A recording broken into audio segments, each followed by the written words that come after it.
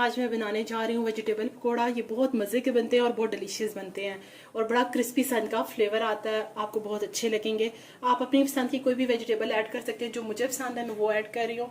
उसके लिए मैंने आलू ले लिए हैं। देखिए मैंने इनके ऊपर से स्किन रिमूव नहीं की, इनका यानी छिलके के साथ धो के इनको मैंने काट लिया। अपनी मर्जी से आप जिस फॉर्म में चाहे कटिंग भी कर सकते हैं।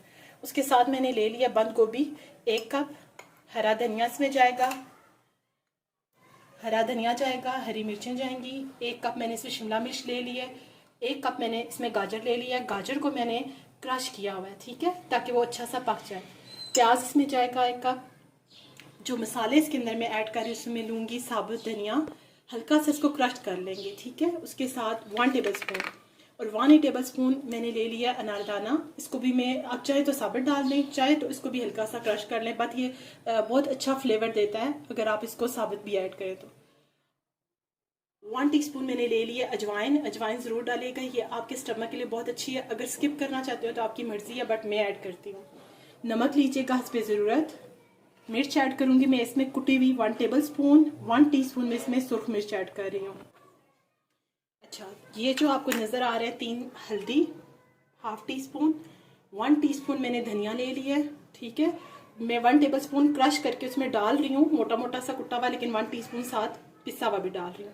1 टीस्पून मैंने इसमें ले लिया गरम मसाला पाउडर, ये होममेड है, ठीक है। इसके साथ 1 टीस्पून ही मैं इसमें ऐड करूँगी, मेरे यहाँ रखना भूल गई हूँ, चौथा मैंने वही डालना था यहाँ पे मसाला, धनिया ज़ीरा कुटा हुआ, ठीक है, भुना हुआ ज़ीरा। अच्छा, यहाँ पे मैंने ले लिया है 1 टीस्पून भर के चाट मसाला, ये मेरा होममेड चाट मसाला है, ये भी मैं ऐड करूँगी। और अब हम पकौड़ों का प्रोसीजर शुरू करते हैं। सबसे पहले मैं वेजिटेबल ऐड कर रही हूँ। 1 कप आलू, 1 कप मैंने ले लिया बंद गोभी, 1 ही कप मैंने शिमला मिर्च ले लिया है, गाजर ले लिया मैंने, प्याज इसके अंदर जाएगा, हरा धनिया जाएगा, हरी मिर्च। इसके साथ जो मैंने आपको मसाले बताए थे वो सारे ऐड करूँगी।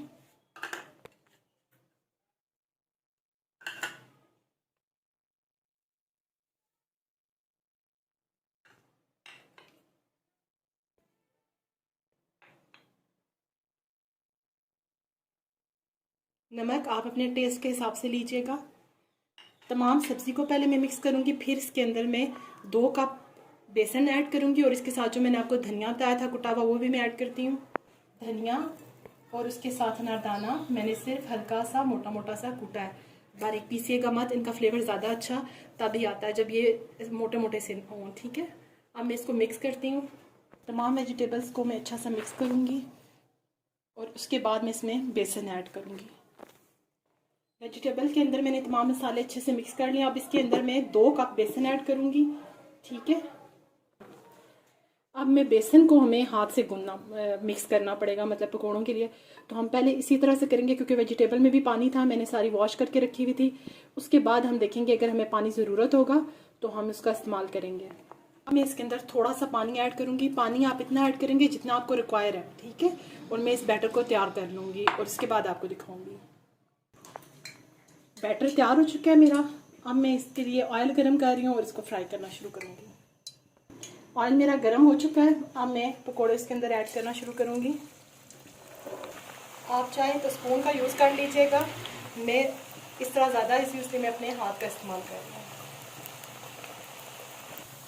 पकोड़े मेरे रेडी हो चुके हैं, अब मैं इनको निकाल रही हूँ। मज़ेदार से क्रिस्पी से मेरे वेजिटेबल पकोड़ा रेडी हो चुका है और आप देखें इसकी शक्ल भी माशाल्लाह इतनी खूबसूरत है। कलर आप अपने हिसाब से लाइट या डार्क कर सकते हैं, ये आप देख सकते हैं कितना मज़ेदार बना है। आप बनाइएगा और रमज़ान मुबारक में मुझे भी दुआओं में याद रखिएगा और मुझे बताइएगा कैसा बना है। इसके साथ मैंने ग्रीन चटनी और इसके साथ केचप जो है उसको सर्व किया है, आप अपनी पसंद की चीज़ से सर्व कीजिएगा। ये देखिए माशाल्लाह इतना ज़बरदस्त बना है। आप बनाइएगा और मुझे ज़रूर बताइएगा कि आपको कैसा लगा है और मेरे चैनल को लाइक और सब्सक्राइब कीजिएगा। अल्लाह हाफिज़।